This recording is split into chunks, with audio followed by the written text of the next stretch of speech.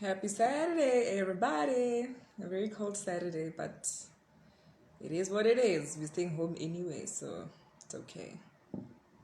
Hi, Norma and Ole.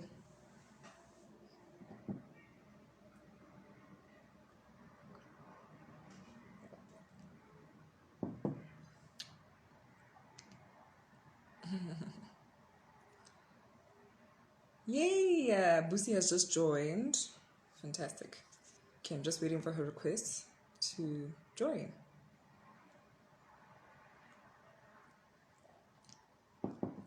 Norma, I see you've sent a request to join my live video. Busi is joining with her inclusion account. Hey, Busi.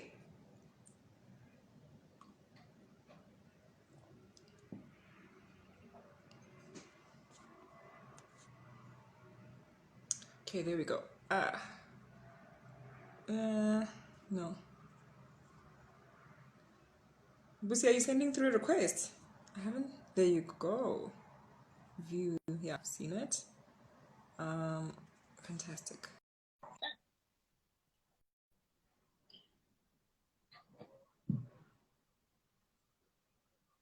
Hello, Johanna. Cool. Hello. Hello, madam. How are you doing? Find you. I'm good, thank you. Can Are you you see me happy with? properly? Yeah, I can. Okay, cool. I can. I'm such a shorty. But you know this. You know this.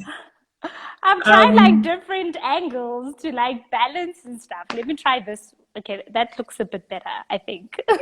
Yeah. Yeah. We can see your face a bit better now. Okay, I see the cool. tea there in the background. Oh, yes. Um. I don't do Yes. bookshelves. And you, the one who inspired me for this, I thought, okay, let me rock my crown. And now she's not rocking it today. Do you know, it's actually the first time today that I'm not rocking a crown, and it's because I was like, I don't know which crown to rock, and also I was like, maybe for a change, because I always have my hair up, to signify that I'm wearing a crown. So today I was like, because it's the last one for a while, I'm just showing that I can let my hair down as well. So I decided to wing it in that way, but I'm glad you wore your crown. You look stunning. I tried. Thank you. You did very well. You did very well. I think just before we start, just as a heads up, I'm expecting a phone call. This guy's supposed to be coming to mount my TV on my wall. I've been calling him the whole day. He said he was going to come here at 12. He's not Cool. picking up. So hopefully he doesn't call while we are in session. But if he does, I'll just have to take that and then let him in at the gate. That's cool. Murphy's Law. They always do when you least expect. Ah, the worst. And I was thinking, imagine if he calls me and I'm using the phone that I used to normally go on live. But today I got my son a phone because tomorrow is his birthday. So now I've just set up the phone. So at least I'm using that phone, and then the other one is not going to disrupt us. So all good. All good. Cool. How are you doing? It's cold today. How are you doing? I'm warm. And yourself? Are you warm? And I see you also have your cup of tea. So do I. Yes, We're keeping warm. Yes. we have to. We have to. And it's not like I don't like winter. I hate winter because I'm always feeling like there's nothing you can do in winter. And if you want to go out, you've got to wear a lot of clothes. So I think the Yeah. benefit this time around is that we have to stay home anyway, so I can be as light as possible. I'm literally only wearing this and the top Yeah. on top. That's cool. So I think let's get right into it. Firstly, thank you for Cool. allowing me to be in conversation with you. I'm really, really excited. And I'm excited that we're also sealing off this season. So I think you are such a queen. So thank you for affording me the time. And I'm getting excited to just find out a bit more about you and what you've been doing. So Cool. cool. Thank you for the opportunity in being in the royalty corner. Royal Corner. Royal corner. Yeah, I get that, but I'm saying royalty corner. Oh, You have to throw it in somewhere. royalty. People will get it as we go along. They don't quite get it yet, but they'll get it. So, just to kick off, tell us about Busi. Who is Busi? That's what I like to start with because we just want to know you. Yeah, so Busi is a woman of many hats. I'm a daughter, a sister, sister-in-law, a wife, a grandchild. I think we're all wear so many hats. Well, I also do.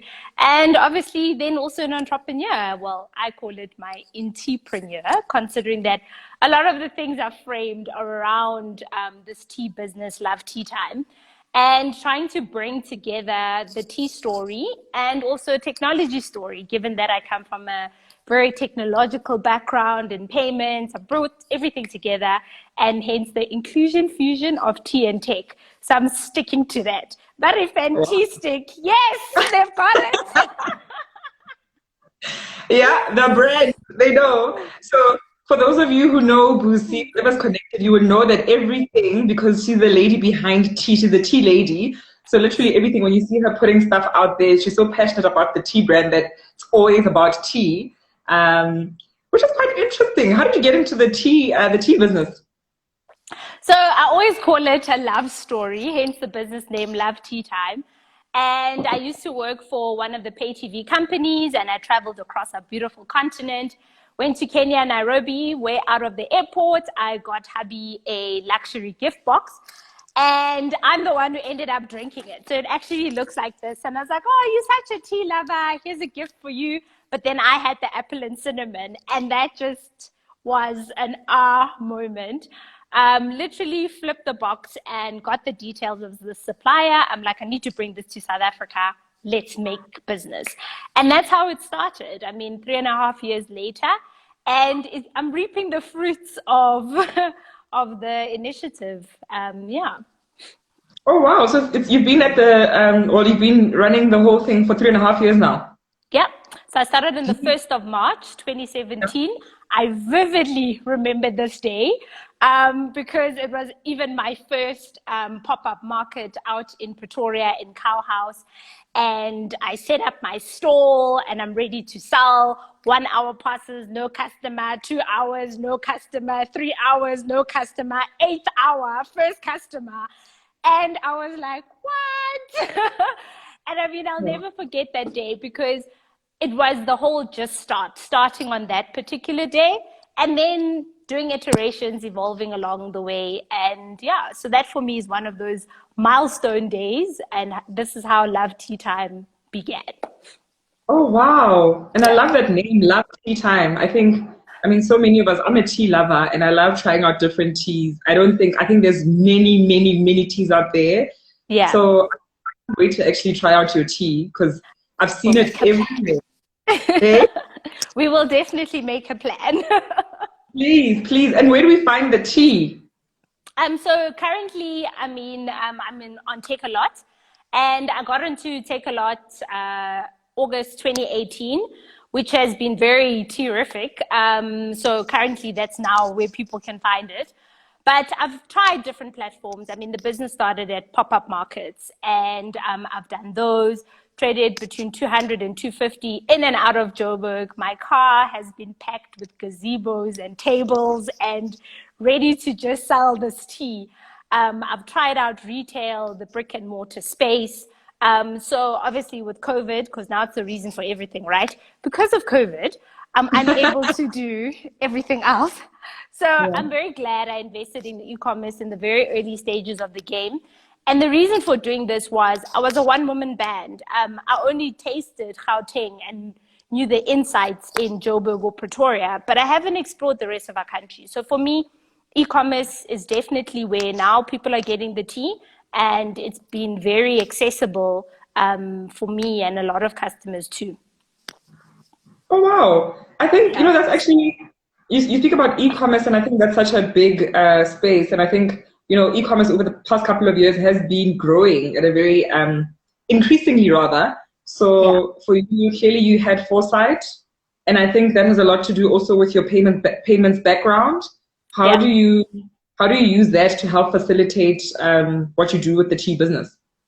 So I think the foresight, yes, and it was also the stress of, but I'm getting all these emails from people in other provinces and they want this thing. I'm not gonna get into my car and drive 600 Ks to the next province and just set up a stall. So you think as a small business, how else can you scale without having to invest a lot of time and money and resources in expanding? So e-commerce was very important in that regard. And then bringing in that whole payments or technological space that I was exposed to in my corporate career, I made sure that even at the markets and now online, there's always an element of digital. So can the customer pay using QR code payments where, you take out your phone, you scan the barcode, I have my money, you get the product. Can my customer swipe? Can they use things like a Yoko or cash with QR? So it's just trying to get different methods of payments for people to pay, to not have an excuse to say, but I don't have money in my wallet. You're like, I take it all. Yes, I'm ready for you. I knew you were coming, so I'm here. I'm ready. Wow. Exactly. Oh. Yeah. And you spoke about earlier on, you touched on pop-up markets, saying that's where you started. And you mentioned how it obviously wasn't easy. You're waiting for hours and hours and, for the first customer to come through. Having tried like exhibitions myself, like I've had an expo, 2 expo experiences, I think. And I know how tough it can get because you've got the ideas, you get excited about it, and you obviously put yourself out there because you believe in the brand. How did you deal with the reality of when you're faced with that to say, the foot flow is actually not what I expected? What was the and how did you deal with that? So that question always kills me because it always reminds me of the emails you send off to the exhibitors. So now, let's say you found a market or an exhibition and you're like, hi, I'm Busi, I'm selling tea, Kericho Gold, I want to set up. Tell me what your foot traffic is. And then the event organizer will be like, there's 10,000 people coming or there's 5,000 people coming. And you're excited, right? And for me, I think with all the experience of doing all these markets, I actually know my conversion rate. So I have done a couple of markets and I do little shot glasses, like when you go to the bar and you take your tequila shots. I've got little shots and you actually get to sample the tea.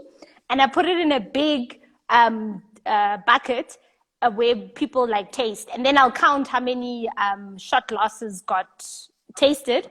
And then I'll take the number that you said is going to be the foot traffic to calculate my conversion rate to honestly know, okay, so if you say 10,000 people are coming to this market, how many actually came to my stall? So I know my average is under 5%, right? And because of that, I use that in order to determine which are the next markets I will choose and which ones I will go back to. Because of exactly that, the disappointment. Like, you will do so many markets and not even realize the conversion rate because they've sold you this huge, big dream. And then you get there and there's 5 people that come to this market. And you spent money. I mean, you've invested in a stall. That's money spent. Exactly. So the conversion rate is very important. And I've used the shot glasses in order to determine what's my conversion rate so that in future, when I choose whatever channel, whatever market, I use that as my yardstick to see if this is even worthwhile pursuing. Yeah. Wow. No markets are no child's play. Yeah, I see Mabacha they're saying, because she knows she's had experience herself, her fair share. They're not easy. They're not easy. Yeah. Definitely. And I'm so excited for you that you had already moved on to, e-commerce and also been now on Take A Lot. I mean, I saw the tea the other day on Take A Lot. I was like, yeah, there's her tea. You know her. Yes, I must get this tea. It's exciting to see that, but obviously a lot of us also don't have information about how to access some of these platforms. So with something like Take A Lot, do you just shoot your shot, send them an email? How does it go for you to be able to put your stuff online? Yeah, so I mean, just like the philosophy of markets, it's just about research. So you have to go onto Google, make it your best friend, and just search what marketplaces are out there. I think now more than ever, there's a lot of marketplaces, a lot of big retailers, which actually have not had an e-commerce strategy, are now trying to pivot. If you see Macro, even Net Florist is delivering groceries. So Zulzi, guys are out there and they're partnering. And they're trying to, get into this e-commerce space. So it's just about first doing your research, Google what marketplaces are out there for my particular product. Obviously, not everything will sell everywhere. So you obviously have to be cognizant of that. And then secondly is, so you Google marketplaces, you'll go onto their website. So we'll Take a Lot, you go onto the website, takealot.com/sell. I'm there, I'm a little video in the middle. You can watch more about it, about me sharing my tea experience, celebrity vibes. And, you literally, yes, exactly, and you just fill in the form. So you fill in the form, tell them about your business, tell them what you're selling, what is your product, what are your price points, and then they'll obviously get back to you whether it's approved or declined. I mean, if you look at the evolutions that are happening this recent week, someone called Shop King is selling coffins on Take a Lot, right? Who would have ever thought you could find a box for 10 people on Take a Lot? I saw that. I was just like, what is happening? And I actually tested. So what I did, because I was so shocked, I was like, no, this must be a prank. And I tested and I added it to my cart and I wanted to check out just to see. The only problem is that I saw that this was like on Tuesday. When did the news come out? I think it was Tuesday or Wednesday.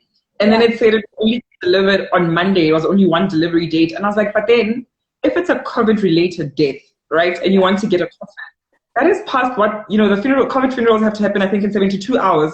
So if the coffin is already arrived, I was like, But I guess they also have to test the market in a way. Yeah. So I think they're tasting the market, right? So exactly that. They're lead time seller. So obviously there's no boxes or coffins at the Take a Lot distribution center for now.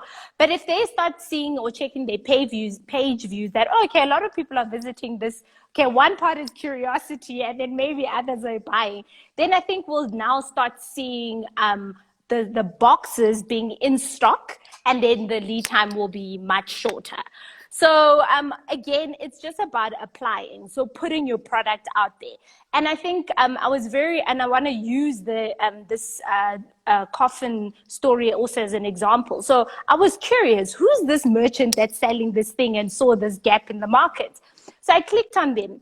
This merchant sells t-shirts, they sell dog food, they sell so many other things. It's diversification on another level. So going back to you Googling, putting your application on for these different marketplaces, put every product that you have out there, put it out there and test.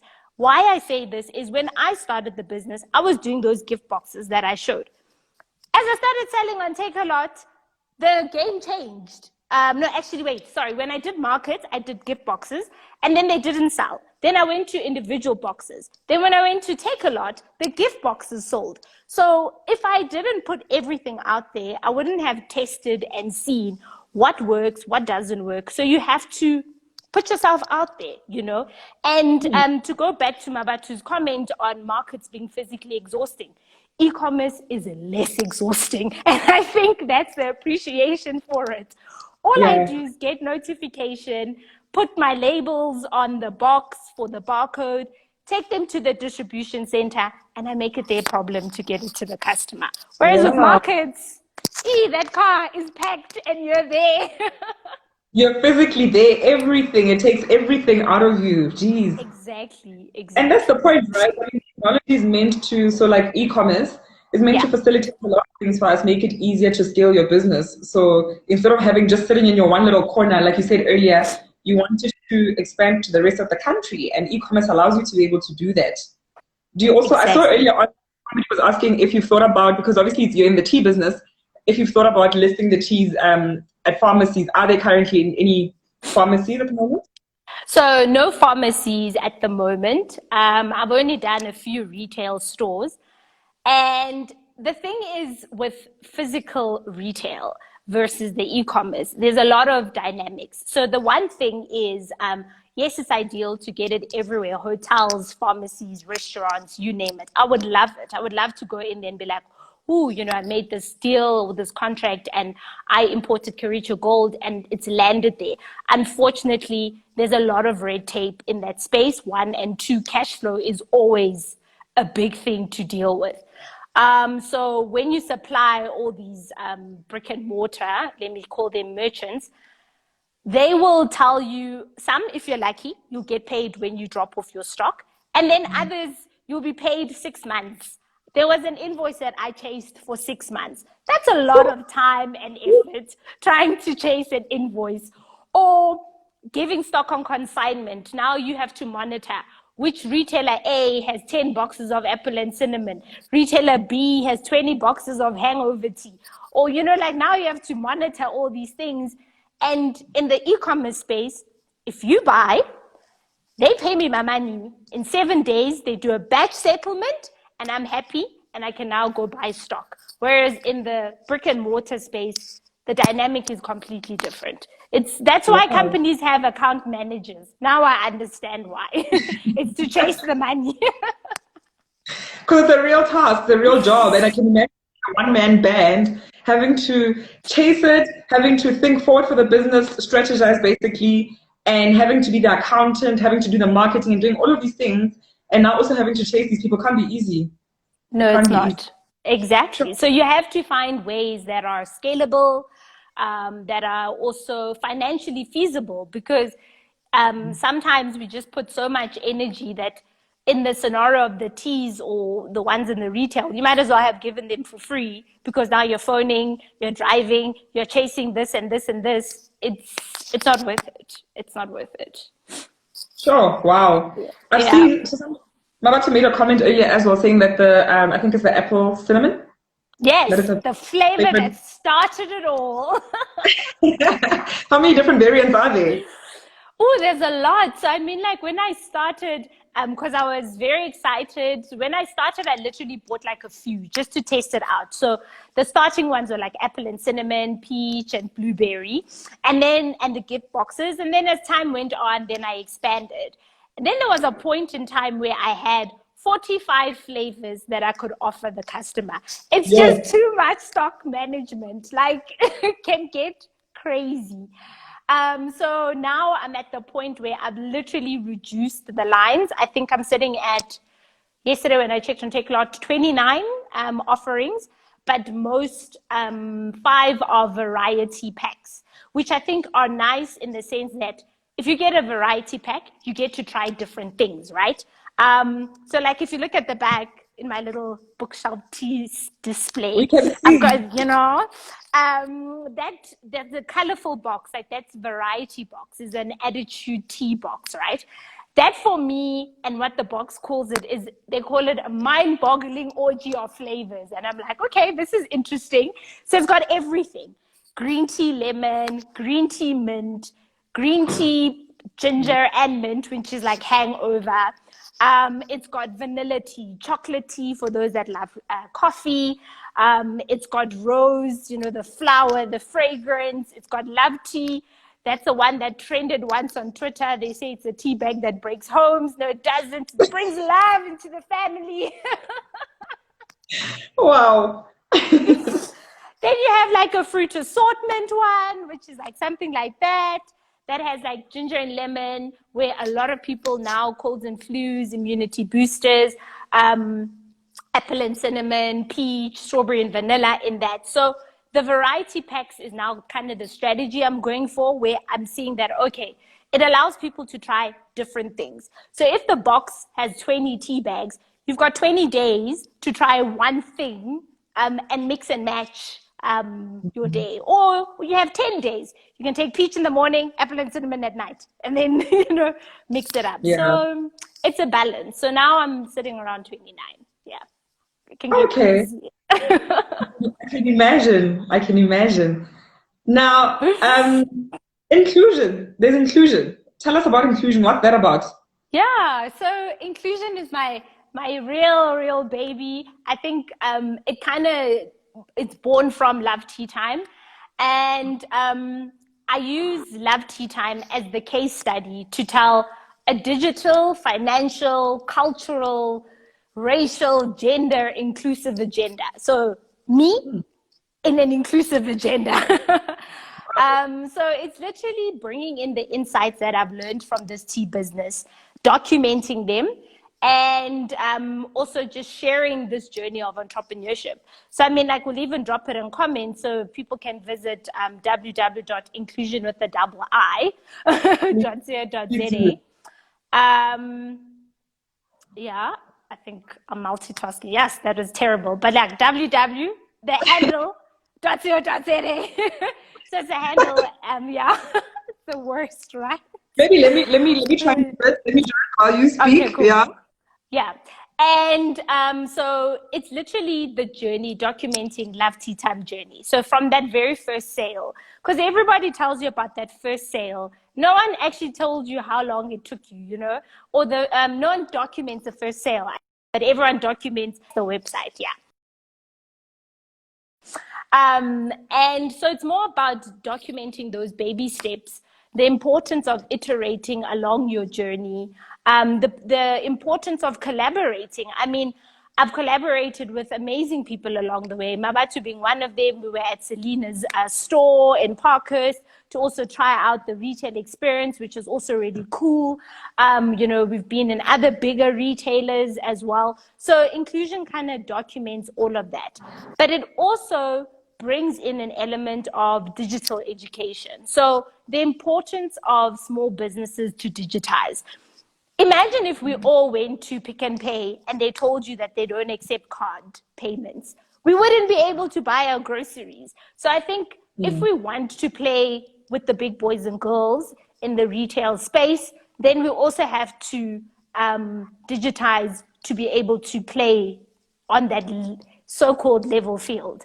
So inclusion is all about doing that, educating people about digital payments, digital platforms, educating people, so bridging that digital divide, that's one thing. And then also just driving an inclusive agenda. So given that I'm a Black female, I'm an advocate for us to have seats at the table, you know what I mean? So again, how do we drive inclusion in our workplaces, in our companies? How do we mentor or upskill younger girls and boys? Because you don't want super powerful girls and then you've left a whole batch of boys behind.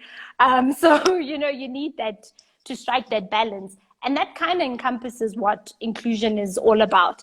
I always love the quote by Verna Myers that diversity is being invited to the party, but inclusion is being asked to dance. We all love dancing. It's part of our being. And, you know, when the music is on, I think you had a live, a little video earlier, you're in the shops and you were like beating to the music. So it's exactly that. You included yourself in the space that the store had created. And that's what I'm trying to achieve on this inclusive journey. Wow, that's fantastic. And I think it's such great work that you're doing there. And I mean, you speak about, I love what you said about that quote, the difference between diversity and inclusion. I love that you're advocating for that because these are such, and I think in the times that we're living in, it's even more important. It's even more important. So do you have I'm just thinking, I mean, I'm like, you're so young and you're such a powerhouse, according to me. I mean, I've encountered you so many perspectives. I see you on LinkedIn. I'll send you a message and you're right there. I'm like, when does this woman sleep? You're always grafting. You're always grafting. So I'm curious to know, what is it about, whether it's your upbringing or, you know, maybe now in your adult life, is it mentorship? What got you to be this person, or who got you to be this person? How did you get here? So I think everybody plays a part. I think there's a lovely book I love. I even advocate it, called Chameleon Aura. It's amazing, guys. If you haven't followed Billy Chapata, you must do that. He is absolutely amazing. And there's a page about teachers, and I resonate. I love that thing. Everyone's a teacher. And I think that's the thing, is what lessons do you take out of all these people that we meet along the way?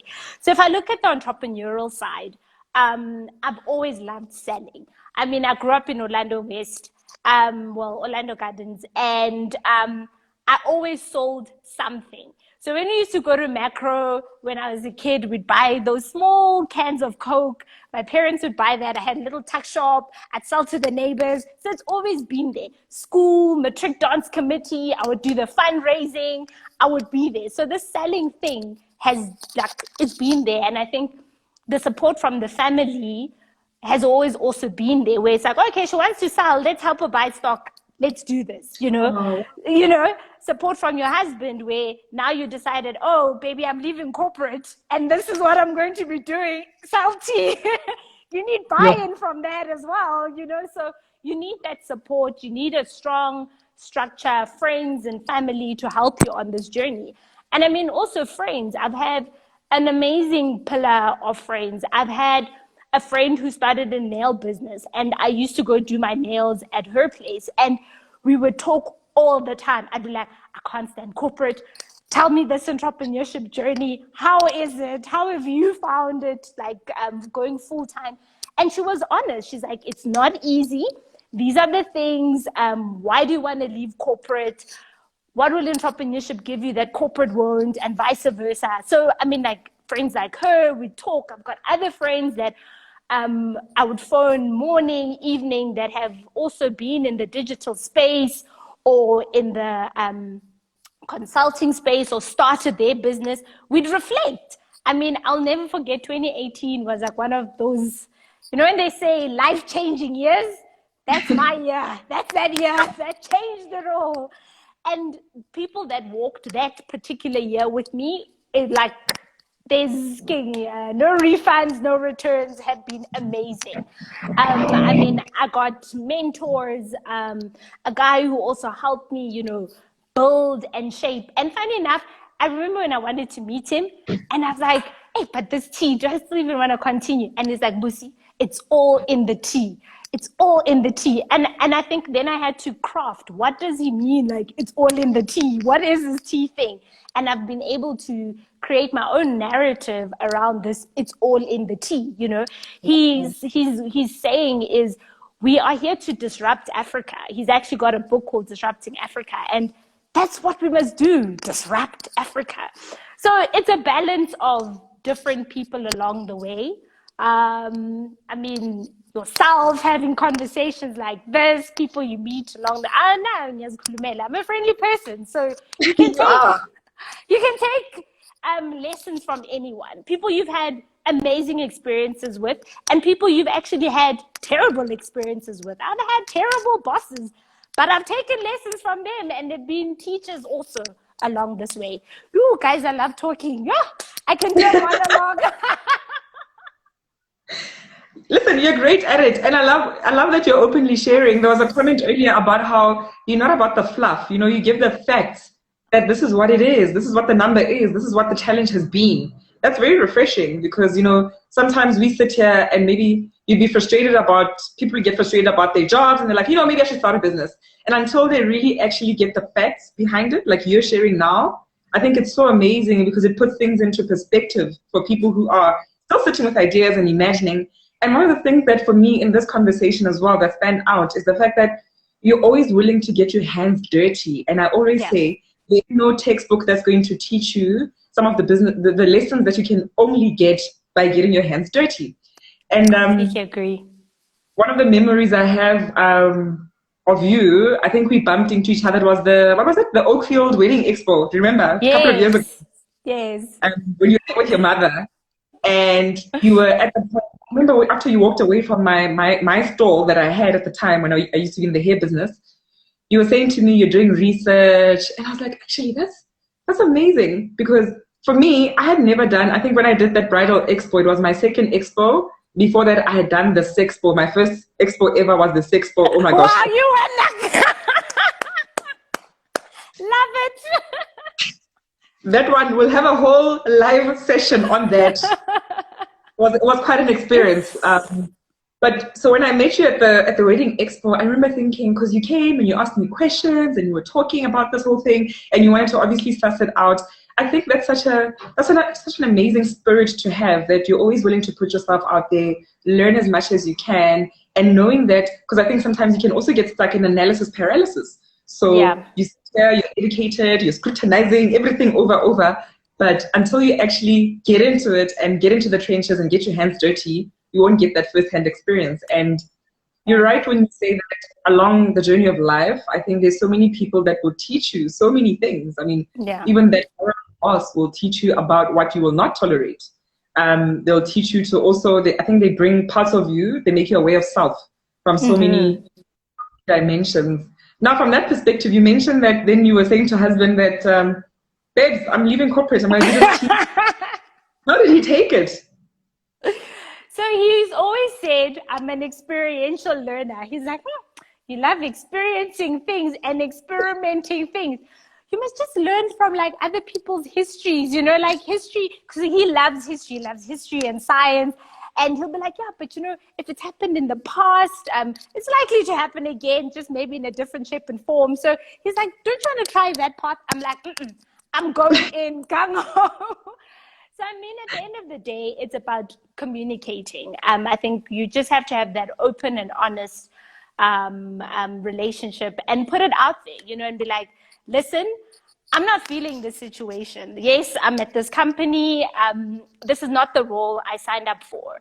I mean, if I take a step back, it was one of those jobs or environments which were just not for me, where you'd wake up in the morning, you're ready to go to work, you look at yourself in the mirror and you're like, but this is not me. You're down, you're emotionally drained. You just want nothing. All I was looking forward to was the anniversary for employment so that it does not ruin my track record. So I was just like, I just want to finish a year and then I'm out of here. But I mean, like, just to convince him and be like, listen, this is not me. I'm not feeling myself. I feel like I've lost my confidence, my self-esteem. I need to put myself back together. I need to figure out, is payments even what I want to do? Do I even want this tea business? What do I actually like doing? So it's like a midlife crisis, getting quarter life crisis in like, you know, where you start asking yourself a lot of questions. Also, like, if I leave corporate and I put energy into this business, will it look different? Because there's something, it's different if it's a side hustle, and it's completely different if it's full time. And I needed to try it for myself and for it to give me the answers that I was seeking, you know? So I mean, like, it's a consultative process. It's like, okay, I'm deciding this because obviously it's gonna have a financial impact. There's no longer tweet on the 20th of the month.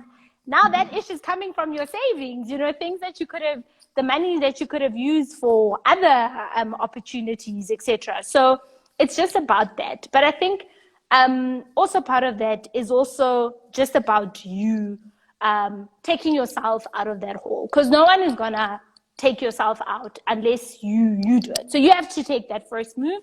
And like I'm saying, then the teachers will be there to help you and lift you to that next level. But number one is you. It's always about you. Wow. Someone was making a comment earlier and saying, poor hubby. And I'm thinking he's probably, when he goes to sleep at night, he's like, yo, tomorrow, what is she coming with tomorrow? This wife, this beloved wife of mine. What is it going to be? Exactly. I think he's on edge. He's probably like, oh goodness, she's doing it again. I've seen this behavior. She's ready to jump. Wow. But I mean, he must be an incredibly supportive partner. It can't be easy to be with someone who basically, you know, I was saying to you during the week when we were chatting about doing this, that for me, you're such a trailblazer. Like, that word is quite a loaded word, you know? For me, it's you're going out there and you are making way and things are going to happen. So I think he probably does appreciate that a lot about you, because you are changing our continent.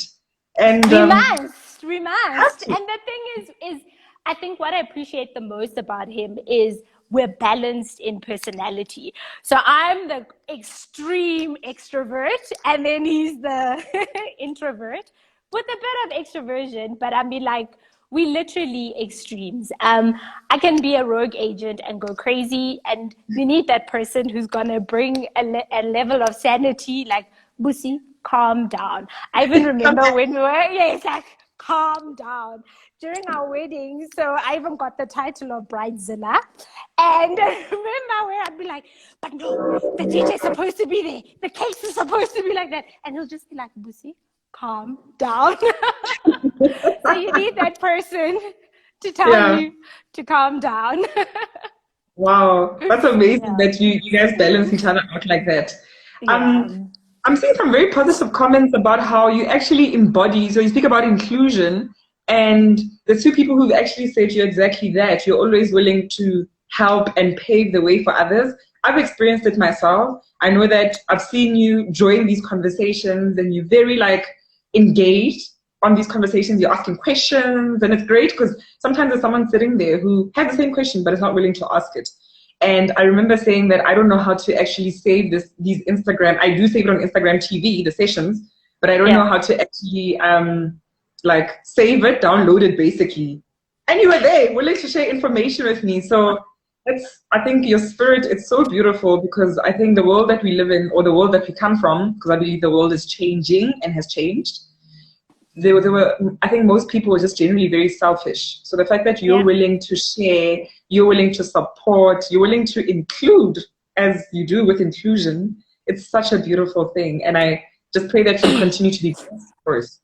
Yeah, no, I think it's very important. And I feel like my personal wish for the world is it's a trait that I feel and I wish more people had, because I think it will really, really take us further as a city, as a country, as a continent, and as a world. You know, like when you're doing all these, MBAs, PDBA courses, they always do that little circle on the different ecosystems we impact. You know, it's yourself, and then it's your nuclear family, it's a community, it's the city, it's the continent, it's the country, it's the continent, it's the global. So we know man is an island, or no woman is an island, and we have to think bigger than our little boxes, and must be willing to share. I mean, like this open conversation, open person, anyone can inbox me and I'm likely to respond. And I'll allude to LinkedIn. I love LinkedIn. Like, it's one of my favorite platforms. And because I also feel it's safer than Twitter. So that's also the other reason I like it. But so LinkedIn, for example, for me is one of those powerful tools. There's so many people on there. It doesn't matter which city, country they're in. You can literally have a conversation with anyone that you want, right? And during my corporate detox 9-month pregnancy of entrepreneurship, what I did was, there was a QR code. The Ukesh guys had just launched. So they just put the QR code out in the market, and they're like, we're entering this payment space. I'm looking at this thing. I'm like, okay, this is really cool. Plastic, you know, it's going to include people that, umama uthengisa the tomatoes on the side of the road, she'll be able to accept payments. The person who's selling eggs on a bicycle, he'll be able to accept payments. You know, how do we get all these people away? And I reached out to him on DM. I was like, oh, this is, can we still hear me? Oh yeah, sorry. I really like your offering, and how do we scale this thing? And I said to him, get in touch with so and so from this company, make your QR code interoperable. It literally took their business from here to there. Wow. Why? Wow. Because of growth, scalability. No one paid me to do this. It was me adding value first. So I think that's the attitude we also need to do. It's about, how do I add value first? So if anyone wants to send me a LinkedIn invite, I'm fine with it. But don't just send a blank one. I don't know you. Introduce yourself. Let's have the conversation. Say, hi, I'm Butumelo. I do this, I do this, I do this. And then I'm like, oh, okay. If there's someone else that I met who's in a similar space, I'll be like, you know what? You must chat with so-and-so from so-and-so, and So I think there's power in collaboration, in community, in sharing what we discover. It's very, very, very important. Jeez. And it keeps us interesting. It absolutely does. That is such a powerful thing that you're saying, because I remember when we were chatting, you were saying to me that you are on, when I first approached you a couple of weeks ago for us to do this conversation, you said you are on a quest to collaborate more than ever before. And it seems, I mean, you're saying that it's more so now than before, but I think this is something that you just have been doing anyway. And it's such a great thing to have. It's such a great trait to have, because why must somebody else struggle when you have the knowledge and the information that will actually help them, in fact, help them elevate? So kudos to you for that. Keep it up. Thank you. Thanks. And I mean, I'm looking at some of the comments and stuff.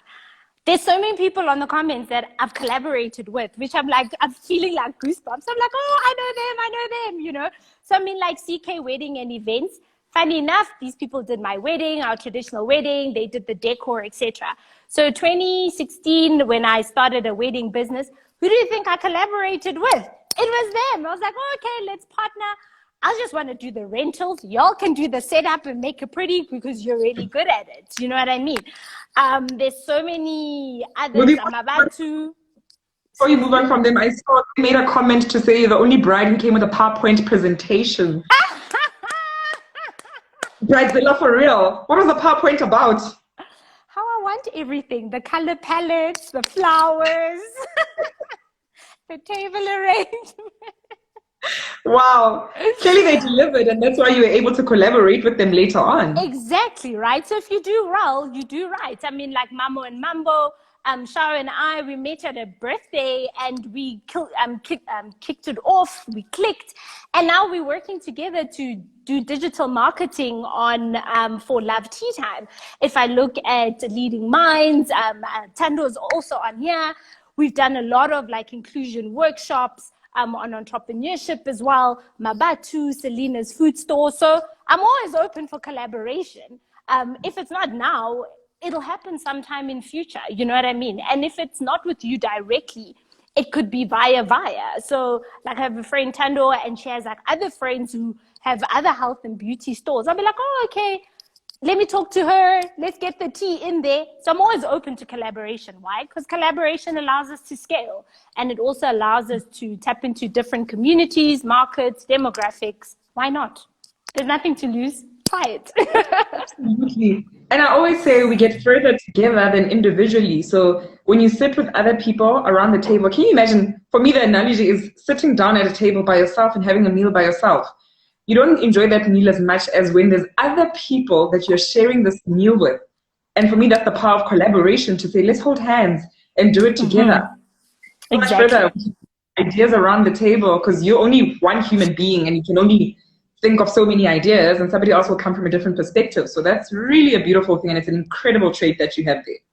Completely. No, it's very important. So I'm looking forward to more collaborations. Definitely. Anybody who's here on this platform right now who is ready for collaborations. And in fact, I think, we must talk about having a high tea of sorts, in August. We'll see what that looks like. But I think I want us to try your teas. Maybe a couple of us will order your teas and see what we do. We'll think of something. We'll think of something, exactly. And I think the one positive things, I mean, a lot of people are saddened by lockdown and what it's allowed or what's happened. But I think one of the positives or positivity we must take out from lockdown is exactly this. If we never had lockdown, do you think half the people would be doing IGTV lives? Or no, we wouldn't. So it's allowing access to information. It's allowing access to networks. It's allowing access that we never had before. So again, it ties in with this whole digital inclusion aspect that it's allowed for us to do. Yeah, sure. It slowed us down. I think it was slowing us down just to sharpen us up as well. Because I think, the world was just moving, and we're not taking time to slow down. Now suddenly, because we're in this situation, we're having to actually sit comfortably with ourselves and say, actually, because we have to dig deep, right? To say, what are my strengths? What are my weaknesses? Where can I actually collaborate, like you're saying? And I think coming out of this, and I'm not going to downplay the effects of it, because I think the economy, there's so many negative things that it comes with, but there's also so many positive things. We are now able to tap into things that we've been afraid of tapping into. So true. And I think, sorry, just to hit on before we get to the question on the slowing down, I think for me, 2018/2019 allowed for me to slow down. It was a slowdown by choice and not forced. So I think that experience or mentality that I experienced then allowed me to be able to handle this period that we're all now going into together. So it's very, very important to slow down. It allows us to refine our edges, just to polish up and do self-admin, self-introspection, reflections, get to the things that we actually hadn't given ourselves time to get to, which I think is one of those things. I mean, imagine if you had to do 10 talks in one day, you'd be driving around the city like a headless chicken.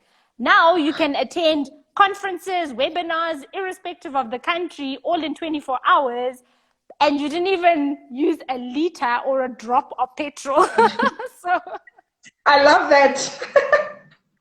right? Yeah, Exactly. sure. Nick says it's self-sanitization, which I think is the right way to do it. It's true. So There's a true. question I want to get to here by K Rose. She's asking, how did you overcome the fear of people that allows, wait, how does she overcome the fear of people that allows her to approach people boldly? Okay, so basically she's saying she's afraid of rejection. How do you overcome that fear of approaching people? What's the secret? Because that's something that she battles with. Mina ngiyaziphaphela. Let's start there. But I mean, yeah, okay, so for those that don't papa, because I mean, like, we also, again, have friends and family that are completely different to ourselves. And I think it's having that support structure that allows you to be able to interact, to engage with other people. So, for example, a lot of my, like, let's say my siblings, so my brother is a very like reserved person, or my sister-in-law, they're very reserved people, so we can walk the journey with them, so assist the person in writing a letter in how do I approach Butumelo, you know. So, hi Butumelo, I'm Busi, I import tea from Kenya, I'm interested in going into your tea shop. So it's just about collaborating. And then I'll be like, okay, no, don't say it this way, put it this way. So getting and seeking guidance, because maybe it's just that little note. Or how do you frame that little note to approach someone? Because sometimes I think we reject it because maybe the content of whatever we're sending is not, I don't want to say juicy enough, but if you want to send me a LinkedIn invite with hello, like, seriously. Like Dubai. But, yeah, like, game over. I disconnect and I move on. But, you know, just like frame a little story. Like, you've got 160 characters, an SMS worth to just put who you are. And number one, and the second thing is, don't get scared of rejection. And also don't take no for an answer, because we can find a way to get around the system. I've managed many of times to find a way. I don't take no for an answer. If it means I have to go back to the drawing board to redefine self, then so be it. But don't take no for an answer. I mean, I remember when I wanted to go back to corporate 2 years ago, and I wanted a particular pay TV company role, etc. I knocked on the door. Everyone's saying no, no, no. 2 years later, they came to me and they're like, listen, we see your space in payments and Africa and this tea thing. Let's have a conversation. Wow. Tell us about this, you know. So I went back, did my homework and refinement, so that now the conversation changes where they now come to you and you're not coming to them. So it's a balance, but I mean, ask for help. So if you're not sure about your little letter that you want to do, ping me. I'll help you like craft it, or ping someone else. But let's help each other. We can get further like that. But don't take no for an answer. Sure. I love that. I love that. Is that go-getter attitude in you. And I think with time, what I've experienced as well is that I think with rejection, it thickens your skin as well. I mean, the worst you can get is a no. It is a no. It does not take anything away from you. Maybe you'll be disappointed. You'll be disappointed because it's something that you really wanted.